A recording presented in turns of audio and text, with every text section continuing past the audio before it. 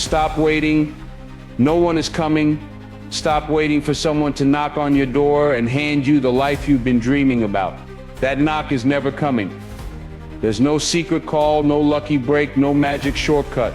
Every person you admire, every success story you've ever heard started with someone who decided they would move without a guarantee, without someone holding their hand. Let me tell you something. The day you stop expecting rescue is the day you start living. Until then, you'll stand still, hoping for help that isn't on its way. If you want change, you've got to be the one to bring it. The cost of living like rescue is guaranteed. When you live like someone else will fix your life, you give up your power.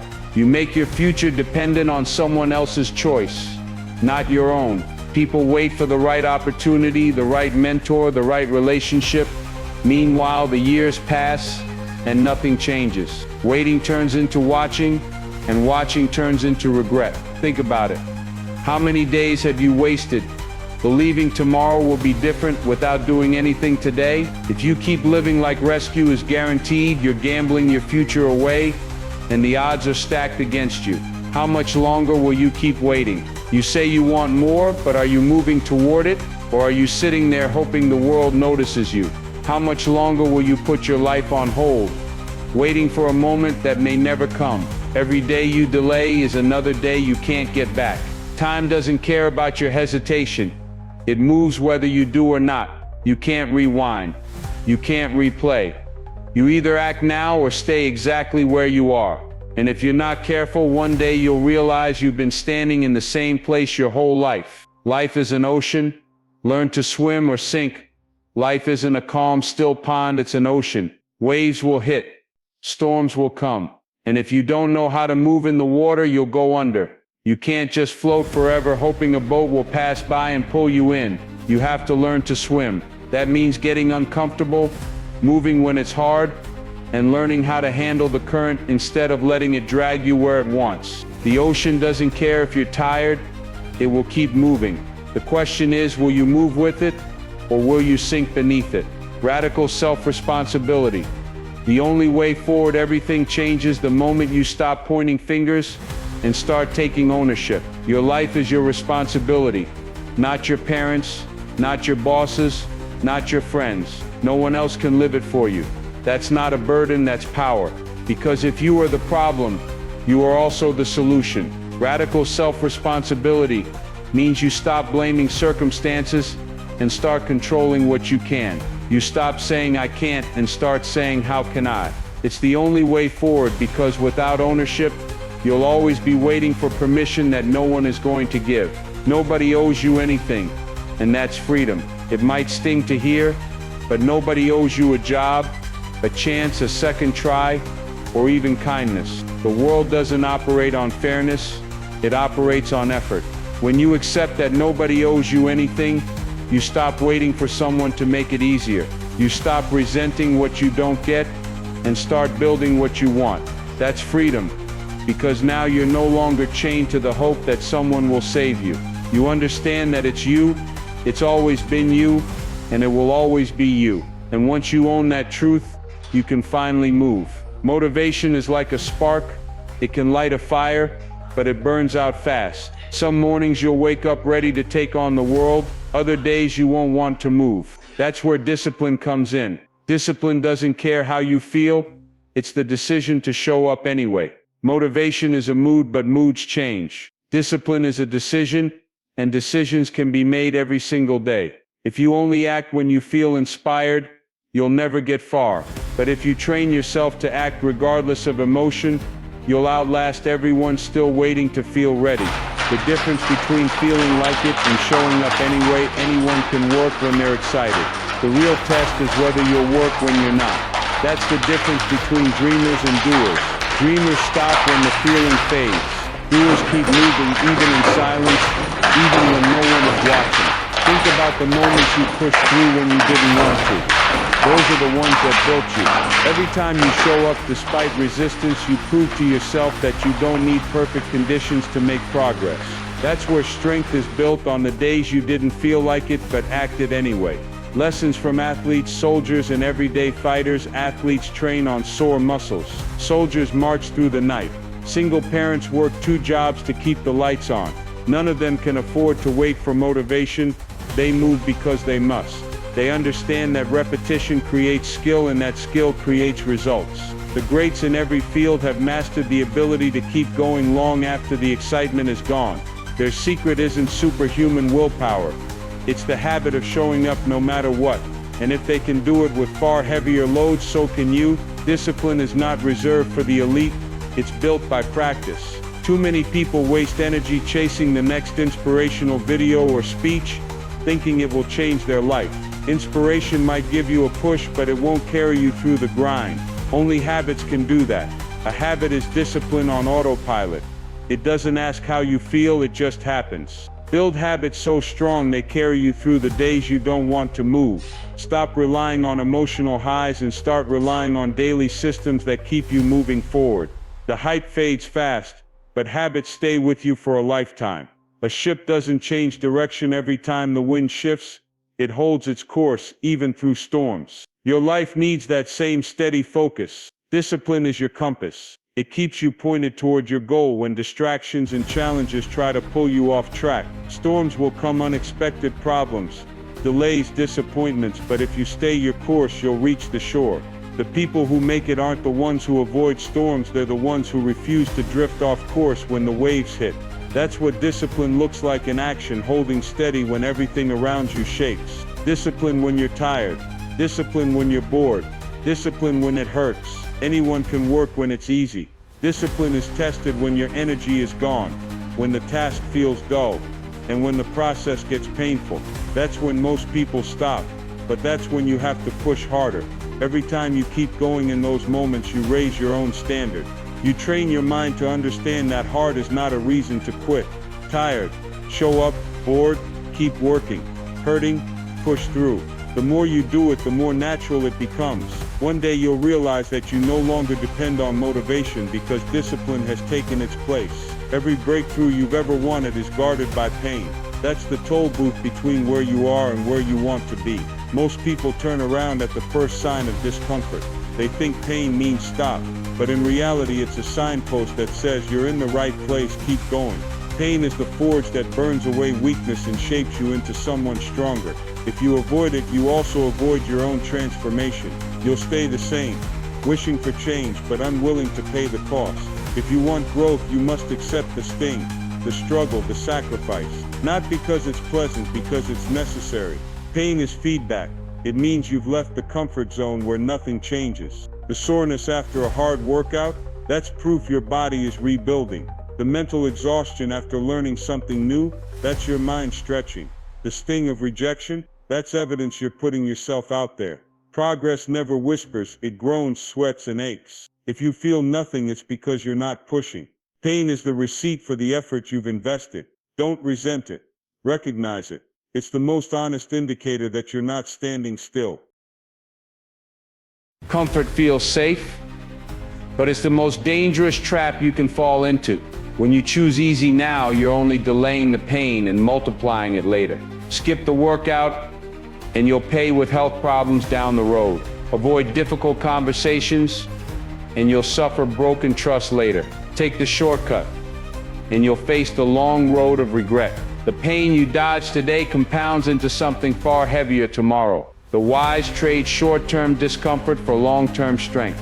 The foolish avoid the small burn now, only to face the raging fire later. Your muscles don't grow in the gym. They grow after you've torn them down. The same is true for your character, your skills, your resolve. Strain is the signal to adapt, to rebuild stronger. Without resistance, you stay weak. Without struggle, you remain untested. This is why people who have endured hardship often carry a power others can feel. They've been stretched, pushed, and pulled beyond what they thought possible, and they emerge stronger. If you want resilience, you must be willing to be uncomfortable. Growth doesn't happen while you rest. It happens while you recover from the work that hurt. Most people waste their breath asking for an easier road, They hope life will remove the hills, the storms, the setbacks. But every obstacle is part of the training. Instead of praying for less difficulty, pray for the strength to handle more. Don't wish for lighter loads. Build stronger shoulders. Don't beg for fewer battles. Learn to fight better. Life's challenges aren't punishments. They're opportunities to prove yourself. Every time you endure and overcome, you earn something no comfort could give you. Self-respect. Stop asking for the path to be smoothed. Ask to be made unshakable. Every dream, every goal, every victory has an admission price. That price is pain. You can't sneak in, bargain down, or pay in installments. You either hand over the full amount, sweat, time, energy, sacrifice, or you don't get in. This is why so few people truly win. They want the prize without the payment. They want the body without the burn, the skill without the struggle, the success without the sleepless nights. Life doesn't work that way. If the vision is worth it, the pain will be too. So when it comes, don't curse it. Pay it. Every battle is won or lost in the mind before it's ever fought in the real world. Success begins as a thought, as belief, as an unshakable decision. You can have talent, resources, and opportunity, but if your mind is weak, you will crumble when pressure comes. Champions don't just train their bodies, they fortify their thoughts. They rehearse victory in their imagination long before they hold the trophy in their hands. Before you win outside, you must win inside. If you can't see yourself overcoming, you never will. The mind is the general, the body is the soldier, and no army wins without a leader who knows the battle is already his. Your thoughts are not harmless background noise.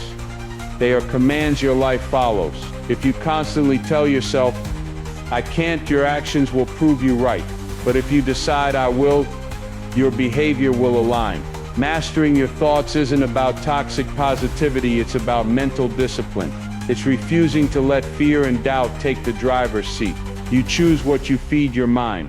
You choose which voice gets the microphone. A mastered mind is a focused mind, and a focused mind is dangerous to anything standing in its way. Control your thinking, and you control your future. Lose control and your future controls you. Think about it. If you spoke to your friends the way you sometimes speak to yourself, would they still be around? Most people are carrying an inner bully that talks louder than their inner coach. You wouldn't tell someone else. You're not enough or you'll fail, so why say it to yourself? Every word you think is a seed. Plant weeds and your life fills with weeds. Plant strength, courage, and belief, and your life begins to reflect it. Talk to yourself like someone you're responsible for protecting, because you are. The mind is like a blade. It dulls if neglected, but it can be honed to razor-sharp precision. Visualization is your mental training ground. See yourself winning, see yourself overcoming. Make it so vivid you can feel it. Affirmations are the sharpening stone, statements you repeat until your subconscious accepts them as fact. I am strong. I am capable. I overcome. This isn't magic, it's mental conditioning. You become what you repeatedly tell yourself. Sharpen your sword every day, because the battle will come and you'll need a weapon ready to cut through doubt. If you don't train your mind, it becomes a danger zone. Unchecked fears become traps. Old insecurities become explosives waiting for the right pressure to detonate. One setback, one insult, one failure, and boom, you're down. But a trained mind spots the landmines before they go off. It knows where the lies hide. It recognizes when doubt is trying to disguise itself as being realistic. The untrained mind is reactive, easily thrown off course. The trained mind is proactive, always scanning, always ready. In war, untrained soldiers die quickly. In life, untrained minds quit quickly.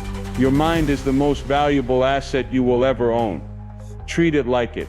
Train it with daily learning, reflection, and positive input. Guard it from garbage, limit the negativity, the drama, the distractions, and use it. Don't just store knowledge, apply it. Every invention, every empire, every breakthrough began in someone's mind. The same power lives in you, but unused power is wasted power. A strong mind is not built in one day. It's built in thousands of tiny moments where you choose strength over surrender. Train it, guard it, use it, because if you don't, someone else will use it against you. Starting is always the hardest part. The first workout feels heavy. The first sales call feels awkward. The first page of the book feels clumsy. But here's the thing. Once you push through that initial resistance, you begin to gather speed. Like a plane on the runway, you burn the most fuel in takeoff. After that, the air carries you. The problem is most people quit before they ever leave the ground. They confuse early struggle with permanent struggle. Don't. The pain you feel in the beginning is simply the cost of entry. Pay it, push past it, and watch how the grind becomes a glide. The first push is hard. Then you fly. Momentum works the same way as money in a high-interest account. The longer you stick with it, the faster it grows. Small, consistent actions build into unstoppable force. Miss a day, you slow the compounding. Stop entirely. You start from zero again. That's why discipline matters more than intensity. A little progress every day beats massive effort once in a while. The compound effect is invisible at first. You won't notice big changes in the early weeks, but then suddenly your skills, strength, and confidence explode forward. The secret? Keep adding deposits to your momentum bank. The interest will take care of itself. The tragedy isn't that people never start. It's that they start but stop too soon, right before the results were about to show. They endure the pain of beginning, but not long enough to taste the reward. This is the danger zone. The middle, when you're too far from the start to turn back but not yet close enough to see the finish line. That's when the mind whispers, "It's not working, ignore it. You're closer than you think." The breakthrough always feels impossible right before it happens. Don't rob yourself of the moment you've been working for. A train doesn't leap into top speed. It starts slow, groaning against its own weight. It moves inches, then feet, then yards. At first it's so sluggish you could outrun it. But once it builds momentum, it becomes nearly impossible to stop. Your goals work the same way. At the beginning, the work feels heavy and the results are slow. But every repetition, every hour, every step adds speed. Soon what once felt like struggle feels like flow. And here's the beautiful part. Once you're in motion, you can carry that momentum into every area of your life. Imagine running 9 miles of a 10-mile race, then stopping because you're tired. It sounds ridiculous, but people do it every day. They're inches from closing the sale, seconds from breaking their personal record, one conversation away from the opportunity they've been waiting for, yet they quit. Why? Because mile 9 still feels like work, and they forget that mile 10 feels like victory. The difference between finishing and failing is often just one more mile. Don't stop when you're tired. Stop when you're done. You've already paid most of the price. Don't waste it by walking away early. That first, you'll have to force yourself to show up. You'll negotiate with yourself every day, searching for excuses to skip. But if you stay consistent long enough, the habit will flip. It will feel stranger to stop than to keep going. That's when momentum becomes your greatest ally. You won't have to hype yourself up. You'll move forward, because that's who you are now. Your identity shifts from someone who tries to someone who does. That's the goal. Not just to grind for a season, but to keep going until motion is your natural state. Keep going until going is automatic. Fear is a master storyteller.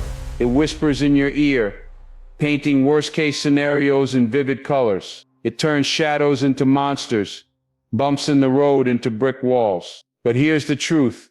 Fear is a terrible author. Its stories are built on exaggeration, half-truths, and outright lies. Fear thrives in your imagination, not in reality. The moment you take action, its plot falls apart.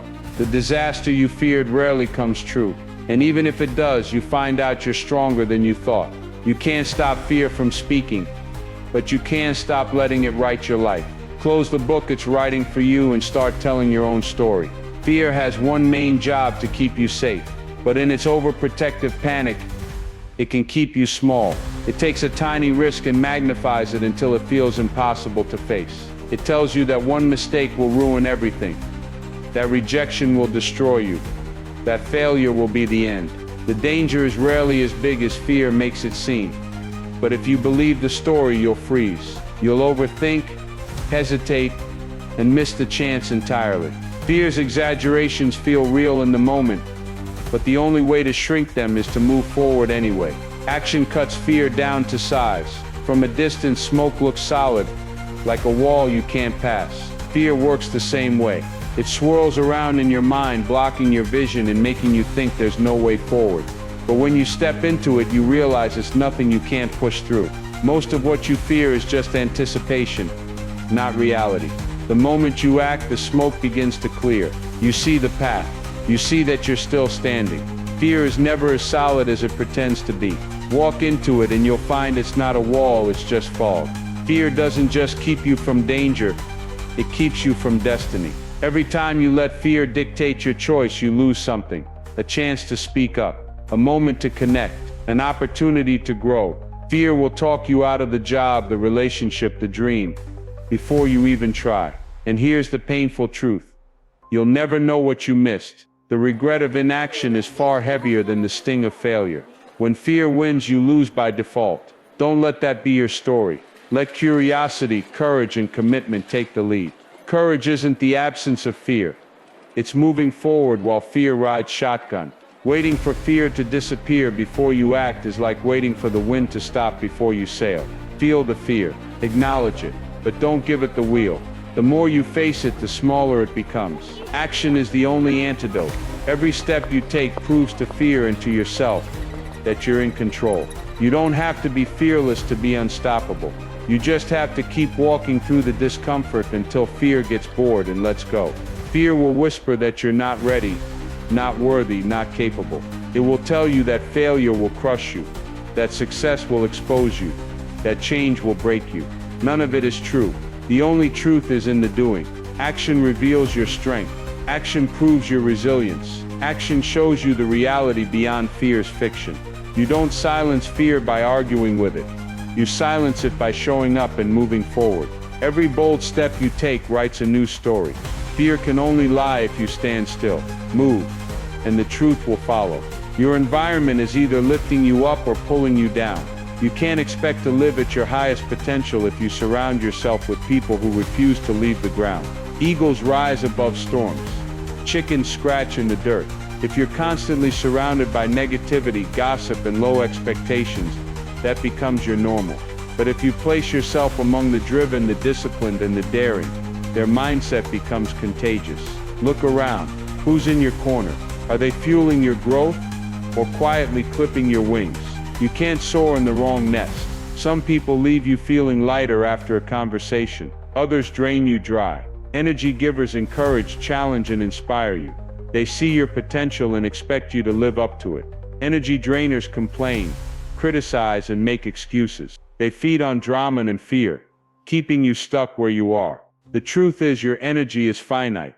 You can't waste it on people who refuse to grow. Guard your time like it's gold. Spend it with those who recharge you, not those who deplete you.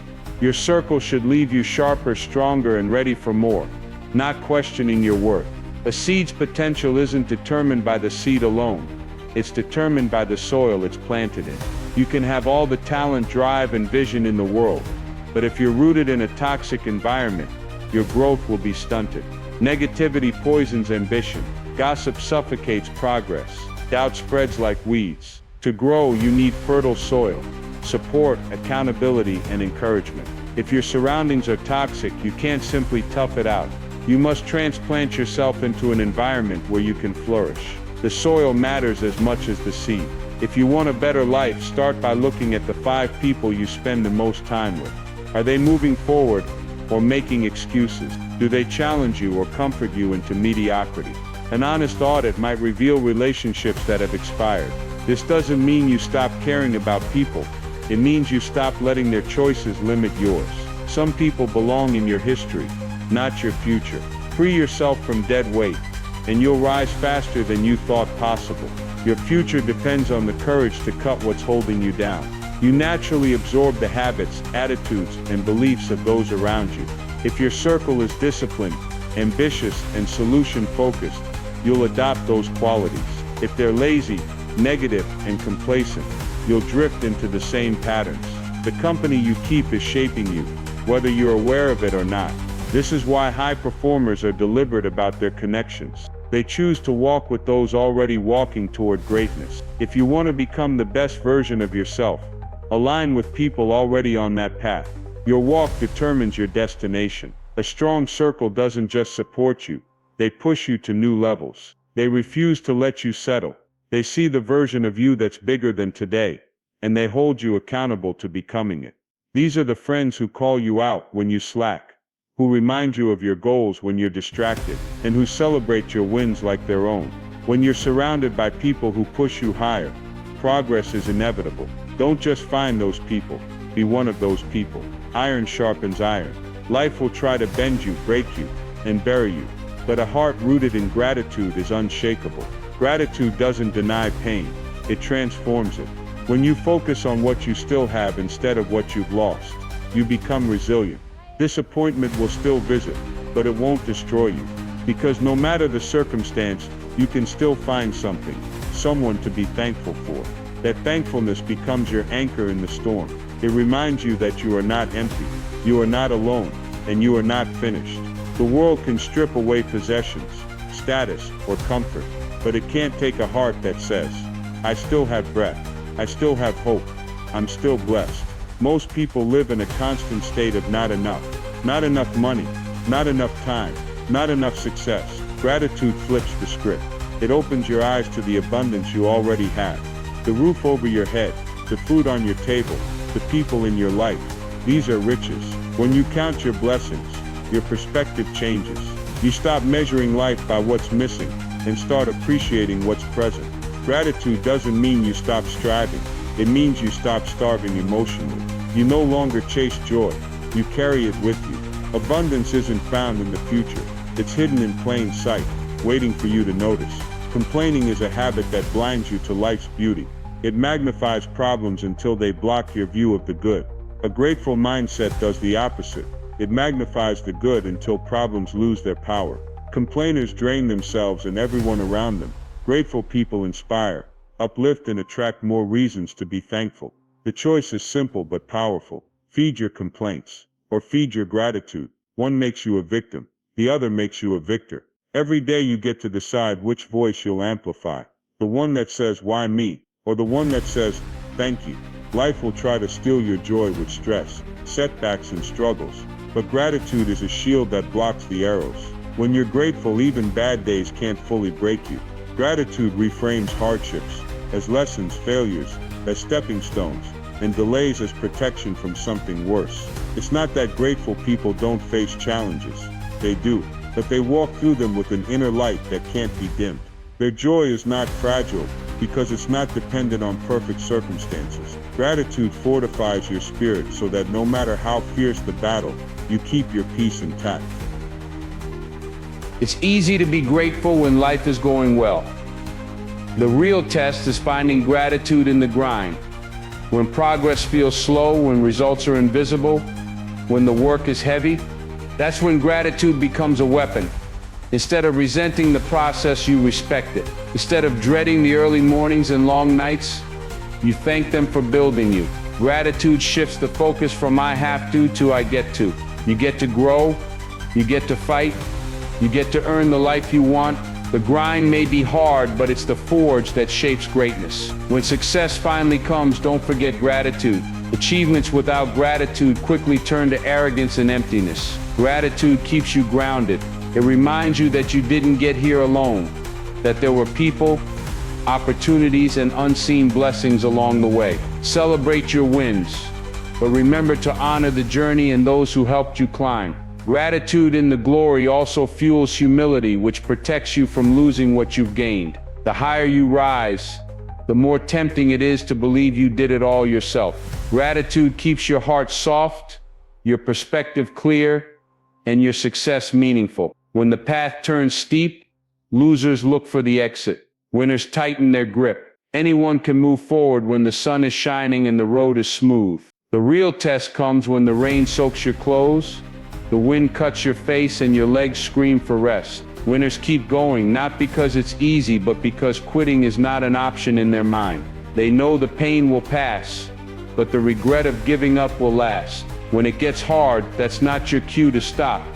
That's your signal you're getting close. Persistence, the ultimate equalizer, 110 words. Persistence levels the playing field. It turns average talent into extraordinary results. It doesn't matter if someone is faster, smarter, or stronger.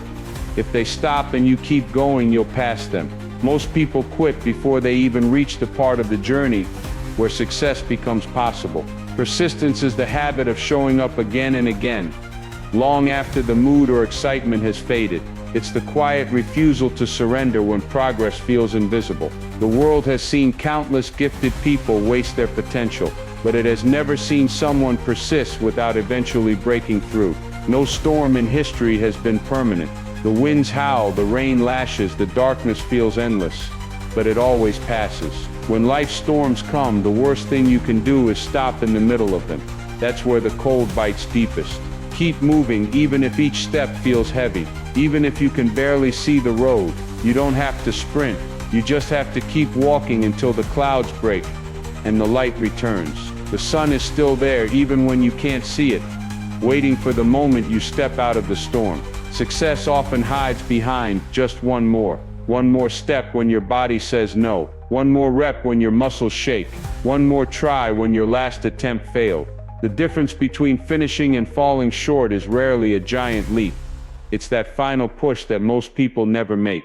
When you feel like you've done all you can, ask yourself, can I do one more? Push past the point where others stop, and you'll discover reserves of strength you didn't know existed. Sometimes the breakthrough is not miles ahead. It's on the other side of one more.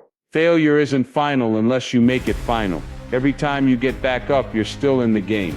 Every attempt keeps the possibility of success alive. People often underestimate how much persistence wears down obstacles. It's like water cutting through rock, not by force but by refusing to stop. Quitting guarantees defeat. Continuing guarantees you still have a chance. You may change strategies, adjust your pace, or take detours, but as long as you keep moving, you haven't lost. Life can throw setbacks, delays, and disappointments, but none of them can stop someone who refuses to quit. The unstoppable mindset isn't about never feeling tired, scared, or doubtful. It's about acting in spite of those feelings. It's the runner who finishes the race limping, the entrepreneur who rebuilds after failure, the parent who keeps showing up no matter the strain. This mindset is a decision: I will not stop until I've given everything I have. It's forged in moments where comfort whispers, quit, and you answer, not yet.